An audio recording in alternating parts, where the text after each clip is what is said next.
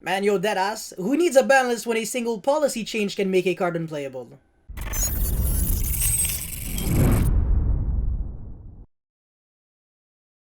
Before explaining what happened with these cards, I'd like to first explain how impactful they were in the first place. So for Mind Crush, this card was side decked for literally years and was really impactful at punishing your opponent for searching cards and also giving you hand knowledge to time your interruptions better. And for Lullaby of Obedience, it was a blowout in mirror matches because you could use it to snipe a really powerful one-card starter from your opponent's deck in case you bricked. You could actually call a card like Speed Roteratop in Zodiac mirror matches. Whether your opponent was giving it to your hand or special summoning it, you were able to get your Zodiac engine started without even having to commit to your normal summon. Unfortunately, or fortunately depending on who you are, in April 3rd of 2019, Konami introduced a policy change that pretty much meant that you no longer had the opportunity to verify whether your opponent is telling the truth or not if the identity of a card had to kind of be confirmed by game mechanics. So in other words, if you activated Lullaby of Obedience and called a card that you were 99% sure your opponent had in the main deck because you literally saw it in game 1 and it's a core to the strategy, your opponent can literally just say, I sided it out, and you're not allowed to just take the deck and check for yourself whether the card is there or not. And also, you're not allowed to call a judge to actually check the deck because you need a solid reason for that. Solid reason in order to kind of verify that your opponent is cheating. All of that is very subjective, so how do you really determine what is a solid reason or not, and how do you also determine what is cheating or not? And with Mind Crush, I mean, the card literally got memed like there was no freaking tomorrow when we got the policy update. People were like, yeah,